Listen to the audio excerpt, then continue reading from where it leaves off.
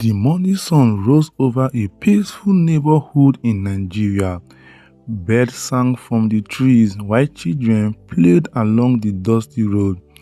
Inside a small but neat house, David and his wife Grace were preparing breakfast together.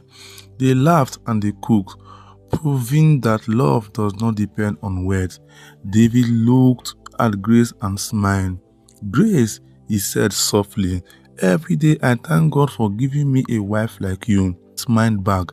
"And I thank God for giving me a husband who loves and respects me.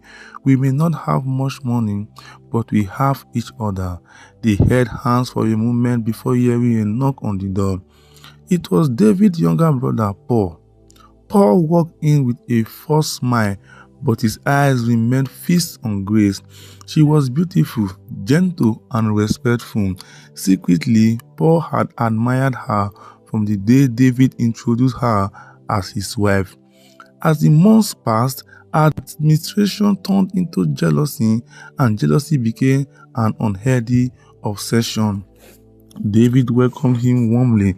"Brother, come and eat with us." Paul smiled. "Thank you." As they ate together, Paul could not stop staring at Grace. She noticed but ignored it, believing she was imagining things. After breakfast, David left for work. Grace cleaned the house while Paul pretended to help before leaving. As he walked home, he spoke to himself. Why did David marry her? I should have been the one. One day Grace will become mine. From that day on, Paul started visiting almost every afternoon. Sometimes he brought expensive clothes. Other times he came with jewelry and perfume. Grace refused every gift. "I am sorry, Paul," she said politely. "I can't accept this." Paul laughed. "They are only gifts." Grace shook her head. "My husband takes good care of me. I don't need anything from another man." Paul's smile disappeared. "You will change your mind someday." Grace felt uncomfortable. She immediately told David about the gift. David laughed. "Paul is my brother. Maybe he is just trying to be kind." Grace was not convinced, but she said nothing more. Paul became more desperate. Since Grace rejected him, he decided to destroy her marriage. One evening, he secretly took pictures of Grace while she greeted a male neighbor outside the compound. He edited the pictures to make them look romantic before sending them anonymously to David. David stared at the photos in disbelief. His heart broke. That night, he returned home quietly. "Grace," he asked, "who is this man?" Grace looked at the phone and gasped. "He is our neighbor. His wife asked me to collect a package for them, that's all." David wanted to believe her, but doubt entered his heart. For the first time in their marriage, they slept facing opposite directions. Paul smiled when he heard they had argued. "My plan is working," he whispered. A week later, David traveled to another city for a 2-day business trip. Paul knew this was his chance. That evening, he knocked on Grace's door. Grace opened it halfway. "What are you doing here?" "I came to check on you. I am fine." Paul pushed the door open and entered. Grace stepped backward. "Paul, please leave." Instead, Paul locked the door. "I have loved you for a long time," he confessed. "Leave David, I will give you a better life." Grace looked at him with anger. "Have you lost your mind? I am your brother's wife." Paul moved closer. "I don't care." He reached for her hand. Grace slapped him hard across the face. The sound echoes through the house. "You should be ashamed of yourself." Paul became angry and tried to grab her again.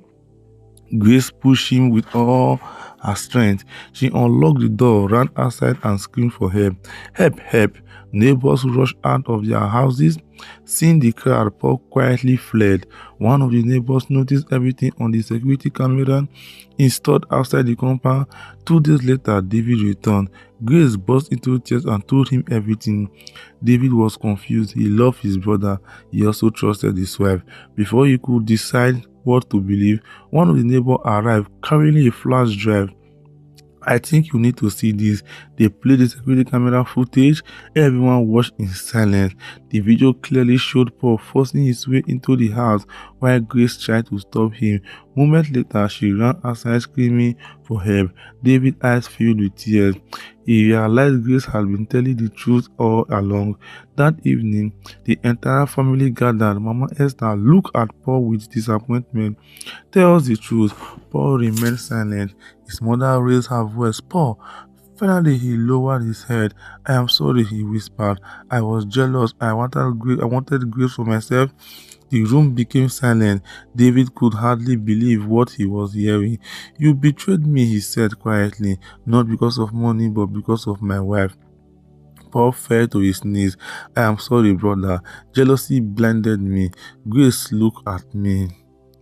"You almost destroyed this family." Paul cried uncontrollably. Pastor Samuel, who had been invited by the family, spoke gently. "True repentance meant changing your life, not just saying sorry." Paul nodded. "I will leave this town. I need to become a better man." Before leaving, he turned to Grace. "Please forgive me." Grace looked at David before answering. "I forgive you, but never allow jealousy to control your heart again." Paul thanked them with tears in his eyes and walked away. Months later, peace returned to the family. David and Grace became stronger than ever. The trial they faced taught them that trust, honesty, and open communication are the foundation of every successful marriage. As they worked hand in hand one evening, David smiled. "No matter what happened, I will always choose to trust the woman I love."